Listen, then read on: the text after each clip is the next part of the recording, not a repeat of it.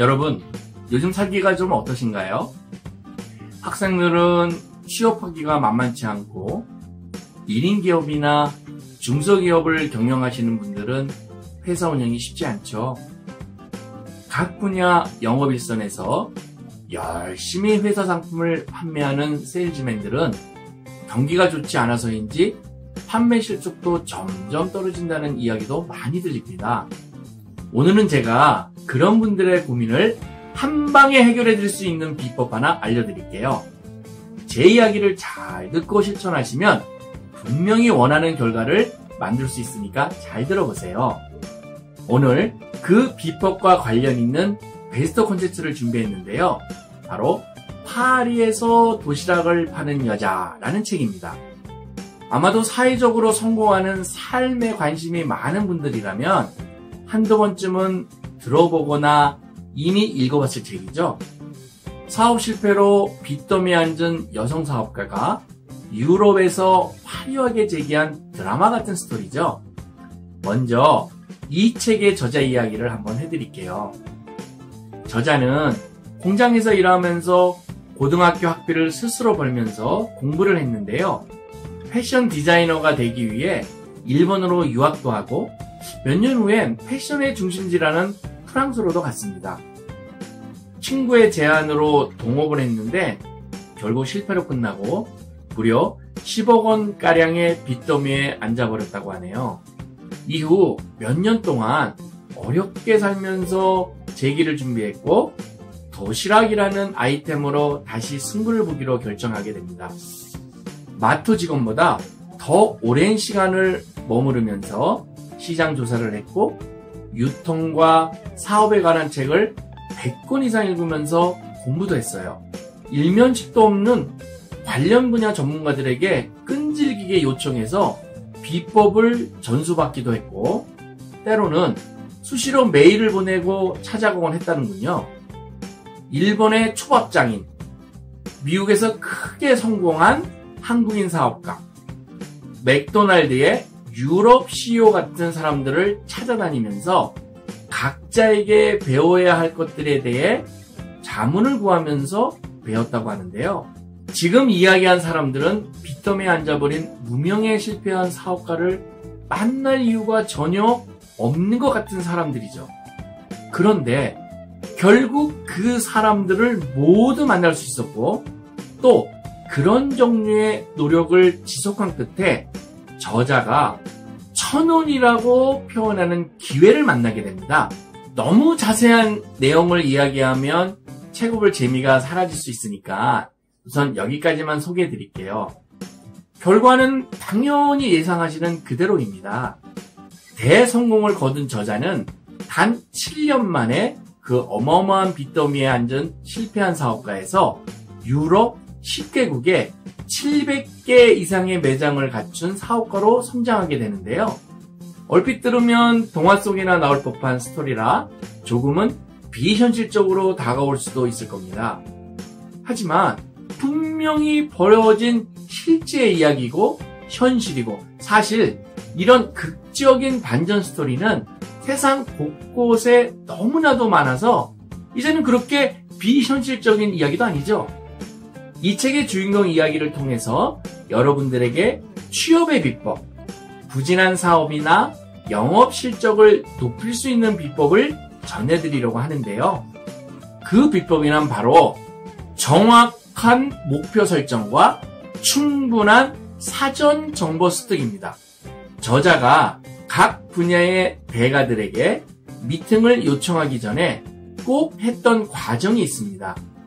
유명한 사람들이라고 나한테 관심이 없을 거라고 생각을 하기보다는 각 분야에서 멘토로 삼고 싶은 사람들의 저서와 각종 인터뷰 자료를 모두 읽은 겁니다. 그리고 그 사람의 양력, 철학, 비전 같은 것들을 완전히 탈탈탈탈 외워버린 거예요. 그러면서 해결을 못한 궁금증이 있을 때 그 궁금증을 풀기 위해 메일로 질문을 보내는 거죠. 그러면 아무리 바쁜 사람이라고 해도 진정성이 느껴지기 때문에 질문에 대한 답을 보내준 겁니다. 사실 이 방법은 취업을 원하는 청춘들과 고객을 많이 만들고 싶은 세일즈맨들이 꼭 알고 실천했으면 하는 가장 강력한 비법이기도 합니다. 자, 요즘 취업하려는 분들이 가장 많이 쓰는 방법이 일단 여기저기 이력서와 자기소개서를 막 보내는 방식인데요. 막상 면접을 보러 오라고 연락을 받으면 그 회사가 어떤 회사인조차 제대로 모르는 분들이 정말 많습니다. 일명 확률의 문제라는 취업 지원 방식인데요.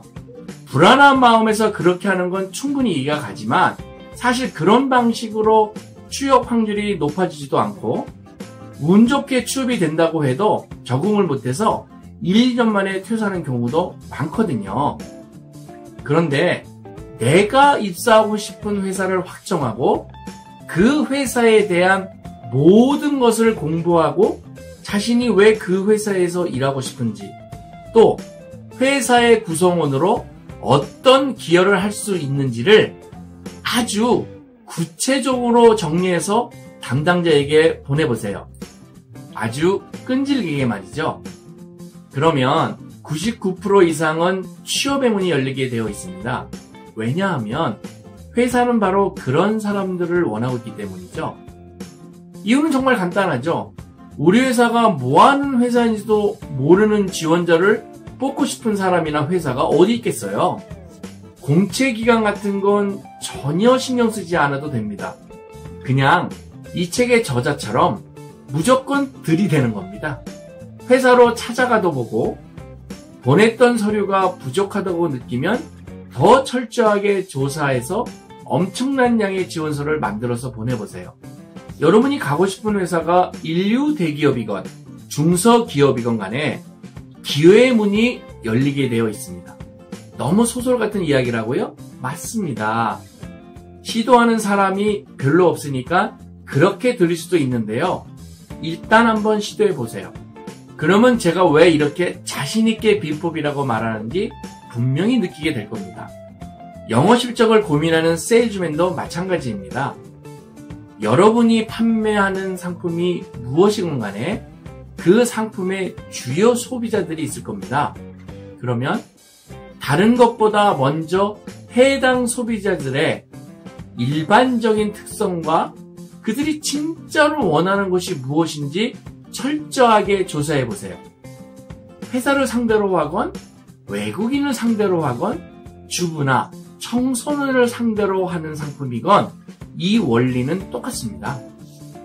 소비자와 그들이 원하는 것에 대한 정확한 조사와 정보만 있다면 그리고 그들을 향한 끈질긴 제안만 있다면 판매는 이루어지게 되어 있습니다. 그 두 가지를 하지 않기 때문에 영업 실적이 나오지 않을 뿐입니다. 자, 그럼 비법을 한마디로 정리해보죠. 공략하고자 하는 상대를 어떻게 파악하라고요? 철저하게 파악하고 끈질기게 구애하라. 남녀관계에선 스토킹은 금물이지만 회사와 구직자, 회사와 소비자 관계에선 스토킹이 상대방을 내 편으로 만드는 가장 확실한 방법입니다. 소름이 끼칠 정도로 상대방에 대한 모든 걸 파악해야 한다는 것. 어떤 상황에서도 통하는 비법 중의 비법이니까 꼭 기억하세요. 그리고 실천해보세요. 여러분의 오랜 고민이 풀리게 될 겁니다. 성공하는 자기 경영을 추구하는 모든 청춘 여러분, 세상은 절대 만만하지 않지만 의외로 단순한 면도 있다는 사실을 꼭 기억하세요. 오늘 소개해드린 이 책을 읽어보시면서 여러분도 동화와 같은 성공 스토리의 주인공이 얼마든지 될 수 있다고 믿어보시고 변함없이 화이팅 하세요. 홍성원이 응원합니다.